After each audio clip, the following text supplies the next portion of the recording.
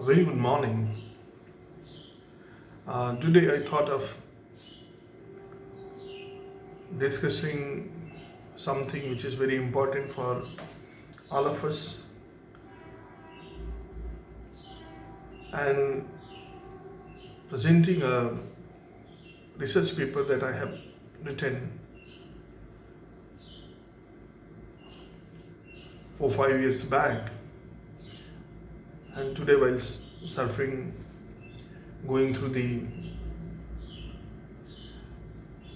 computer, I found the research paper and I really find it very useful for all of us. That's why I thought of sharing with you. The research paper is on value orientation of education in the era of social media. The topic was value orientation of education in the era of social media, and I presented this paper in faculty development program in Jaipur, and I thank Professor Sanjeev Bhanawat also for calling me for that faculty development program.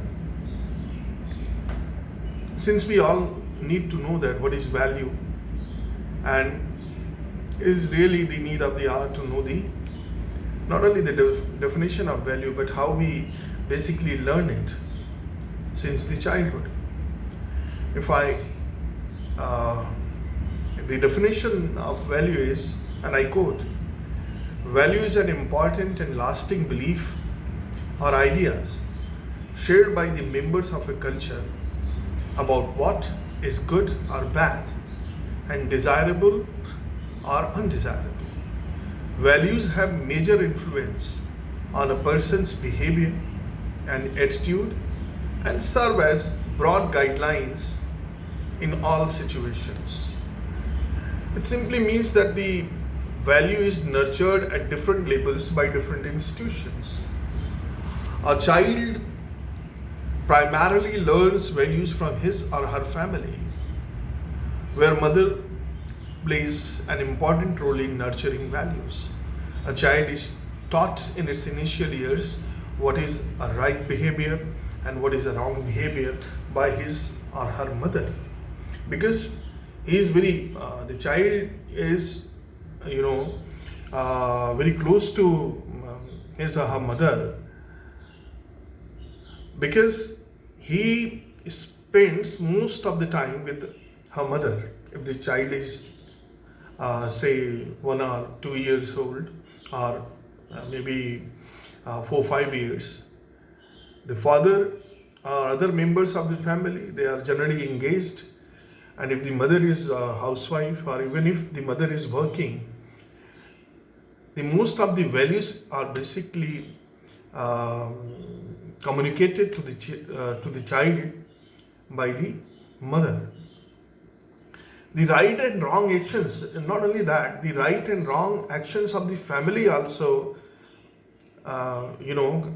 inculcate values. And I have witnessed many a times that people use children for conveying wrong information, which is very wrong.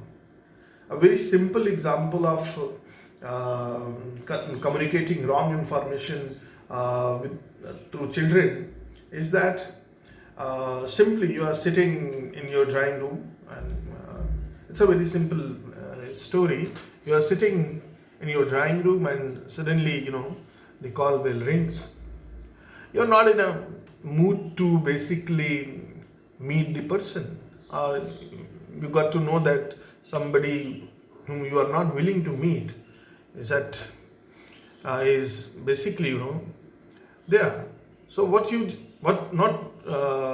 generally we all know that we ask our children to communicate that I'm not at home, or you are not basically at home.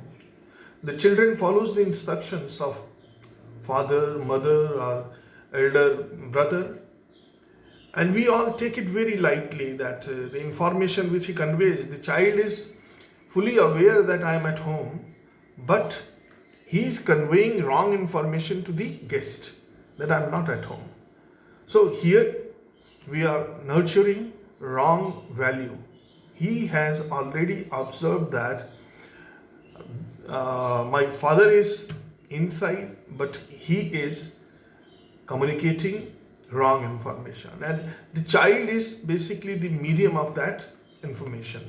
This is one example, and there are many such examples which if you know uh, if you look back, you will find that many such examples where for small things we used our children and conveyed wrong things, and we never took those things seriously, but these things develop moral values.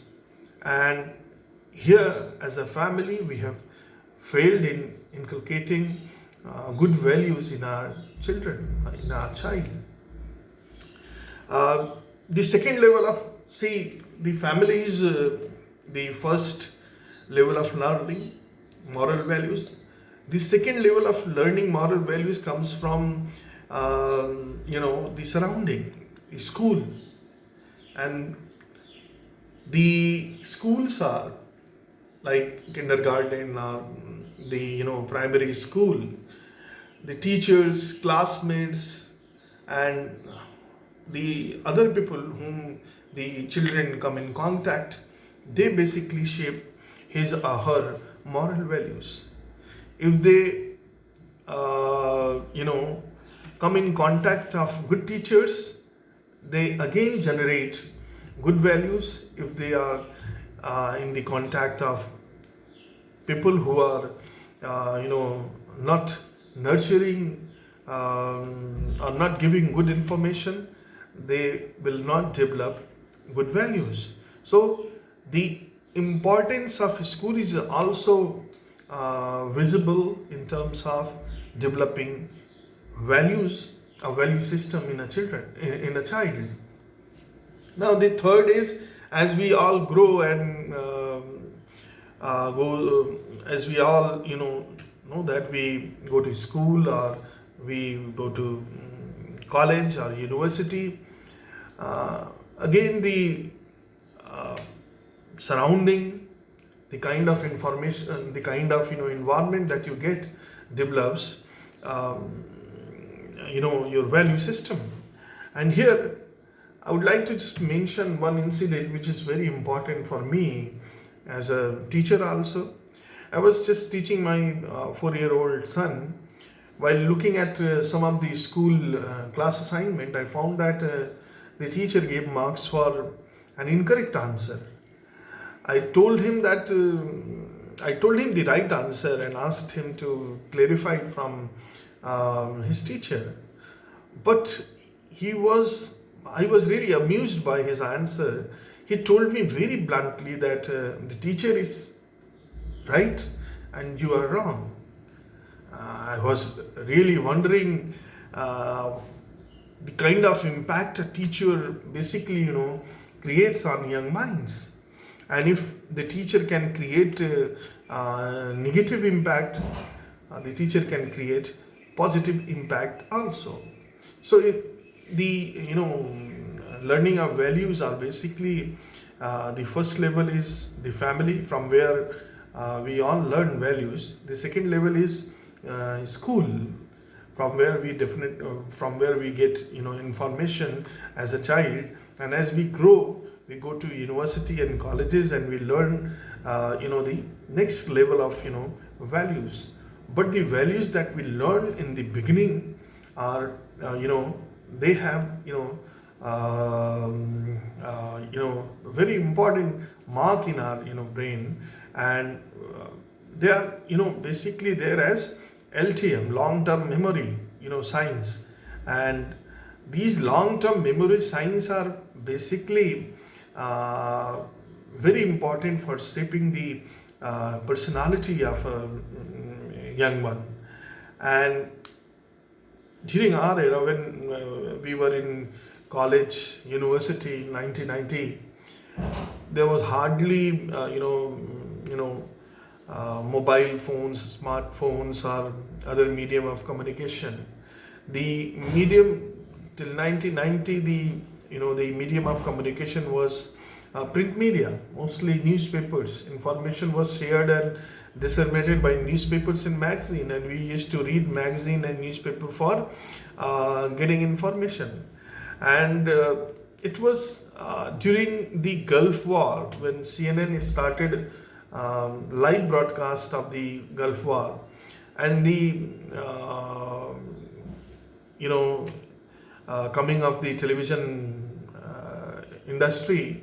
And Indira Gandhi, as a prime minister, she was also known as teleminister. She inaugurated one relay station every day during her tenure when she was assassinated in 1984, and she inaugurated one relay station every day, on an average one relay station every day. So the era 1990 to 2000 was dominated by television, and 2000, the first decade, 21st century, was also dominated by the private channels. And if 1990 to 2000, it was the Doordarshan and private channels. They were quite sharing 50% of the audiences. But 2010, I think the tilt was towards the private channels, who started not only specialized networks but even super specialized, like sports channel. In a sports channel also super specialized cricket and football and hockey, badminton. They super specialized broadcasts started, and they started dominating the television era. Otherwise, I still remember the days when Ramayana was broadcast. People used to sit in front of the television set before the program started. It again gave the much needed space and time to the public to interact with each other. So the television as a medium of communication was not only nurturing values, but the programs which we saw on television and the program broadcasted by Doordarshan, like Ramayana, Mahabharata, Neem Ka Ped. There were many programs, even the television serials, Nukkad, Neem Ka Ped, Ye Jo Hai Zindagi. Quality, programs were broadcast by the Doordarshan. But as we started getting more and more television channels, एक कहानी है रामायण की कि ये सुरसा का मुख की तरह हो गया है। जितना बड़ा सुरसा का मुख था, वो हनुमान जी को खाने के लिए अपना मुख बढ़ाती चली जाती है। उसी तरह से आज के टेलीविज़न इंडस्ट्री का हाल है कि content, it is basically now a content driven industry, but the demand of the content is never ending, and because of which the quality of the program is compromised.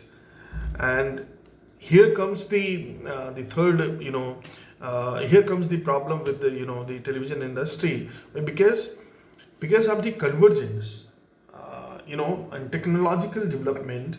All the medium like television, radio, print medium, they converge to an existing platform that was telecommunication, and smartphone becomes the platform. They basically provided the platform for not only seeing television, listening to radio programs, and reading newspaper.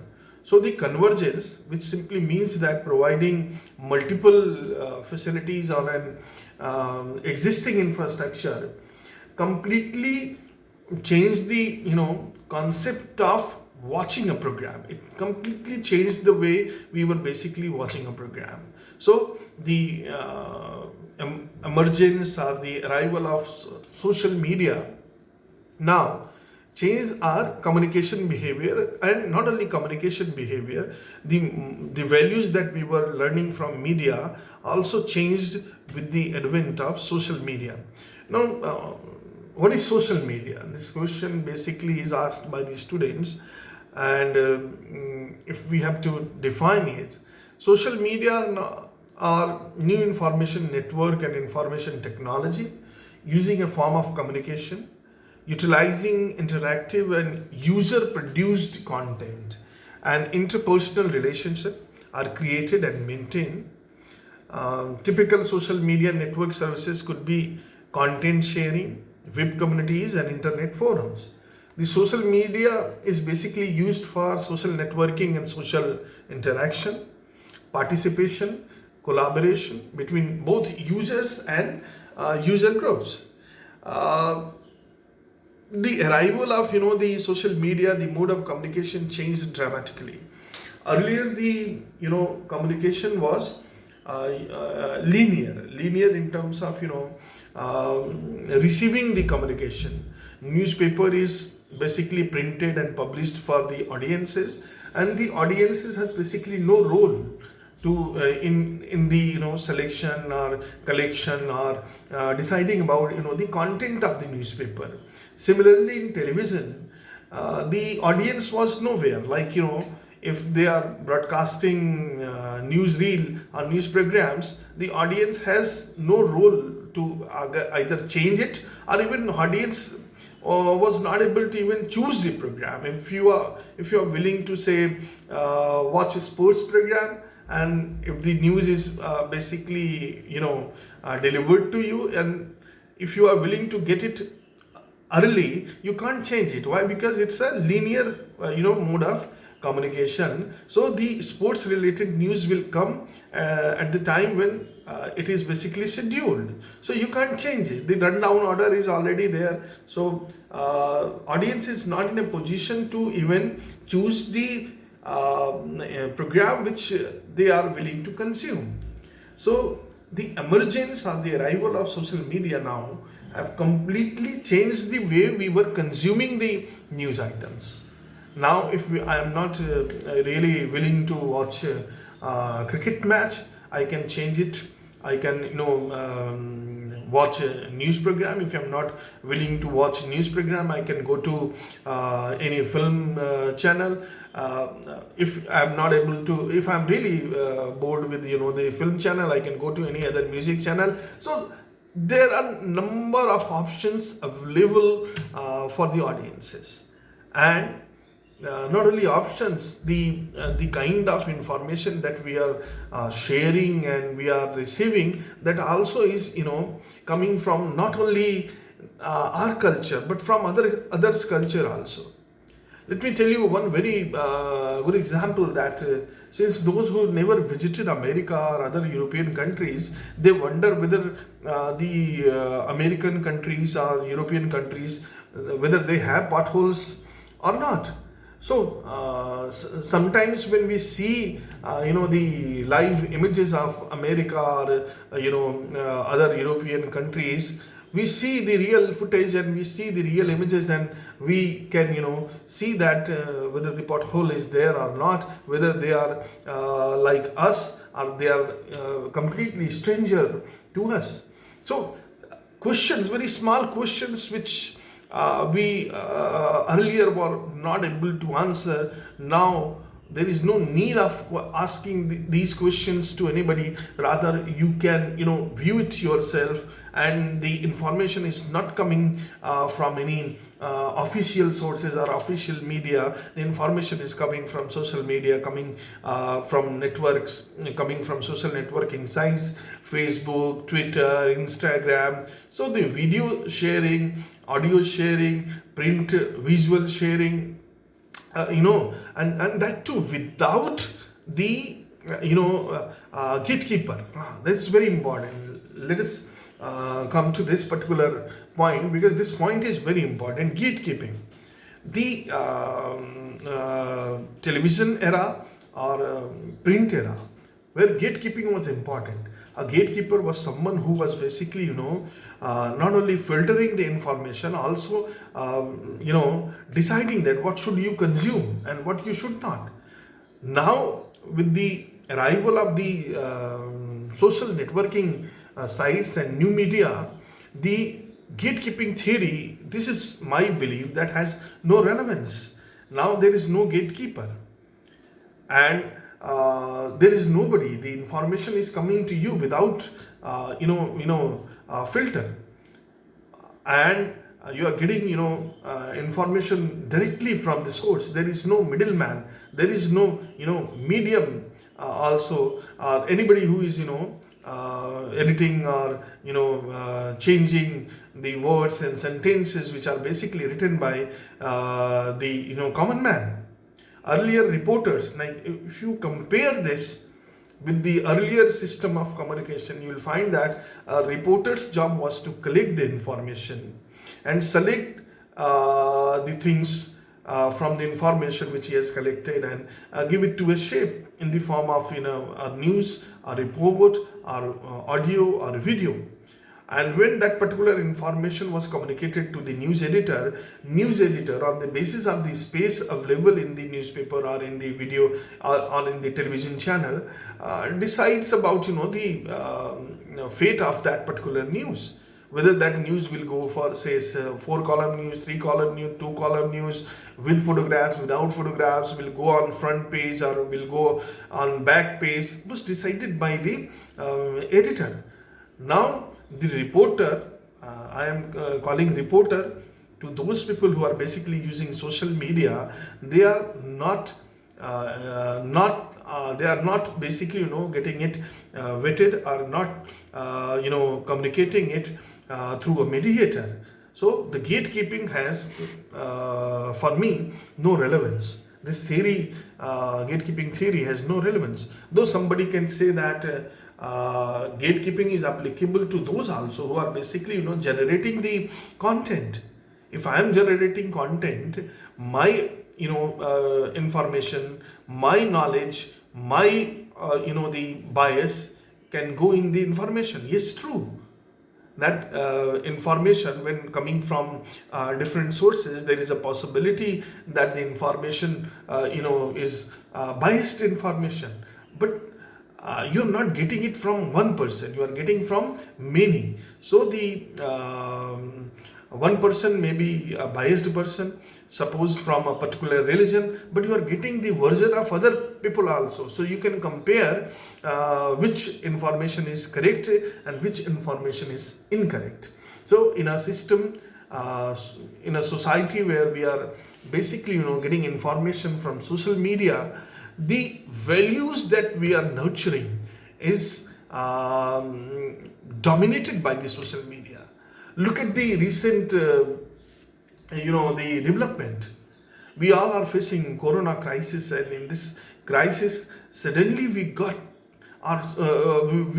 suddenly we started hearing from everywhere that Markaz people who were basically there in Markaz, they spread it corona.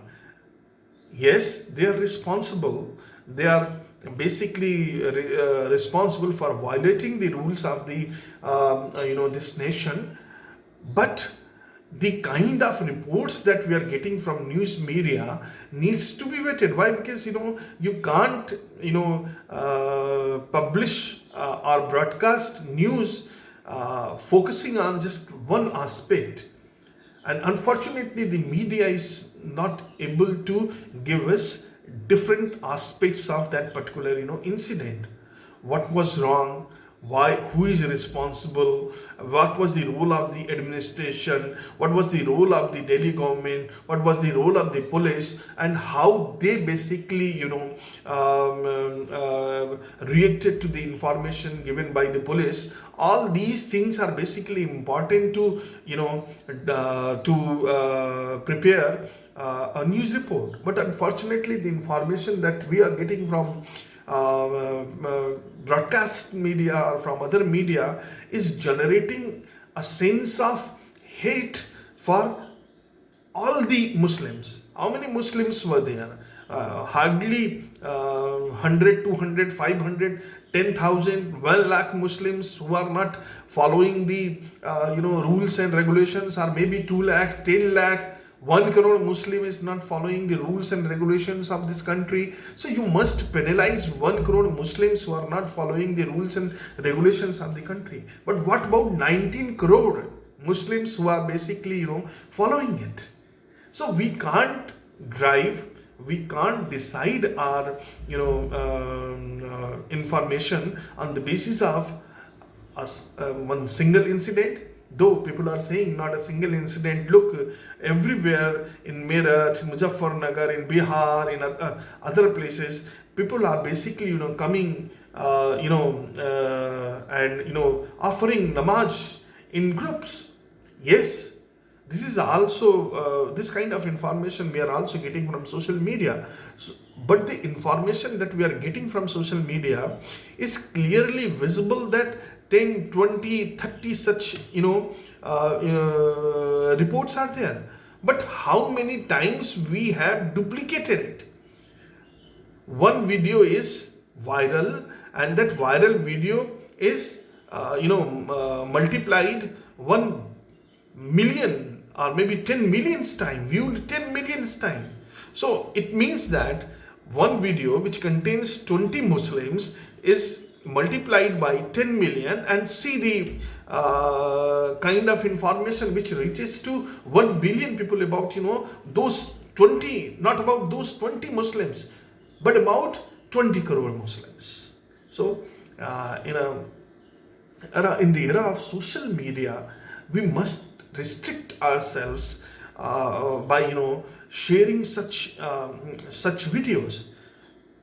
It is not going to help our society. It is not going to help our system. Rather, this is going to complicate the system more. So this is our responsibility, that in the age of digital stories, and all these digital stories are narrated, told by the common man. And if we will not self-restrict ourselves, then probably we are going to harm our nation. And don't put the responsibility of a few on everybody. We can't generalize. As a researcher also, we know that 1 lakh people, 1 lakh namazis offering namaz at various places in groups can't represent 20 crore namazis. So this is our responsibility to see that when we are basically communicating through social media, we must not use social media as a tool to make these things viral. Otherwise, the kind of moral values that we are nurturing is basically creating hate towards a particular community, which will harm not only that community but nation also. So here our job is to just see that those who are violating rules, they are brought to the justice. They are basically booked. And if those people who are involved in enforcing the rule of the law, if they are working effectively, there will be no problem. But the problem is with all of us that we are sharing information which is not required. See, one video is traveling to millions and billions of people, and see the impact of it. One video played twice, thrice, and played by 1 billion people. How many minds are we corrupting? So as a social media expert, as a researcher, as a communicator, I'm just advising, not only advising, requesting you all to kindly see that the social media is used for communicating good moral values rather than damaging the values of our nation. Thank you.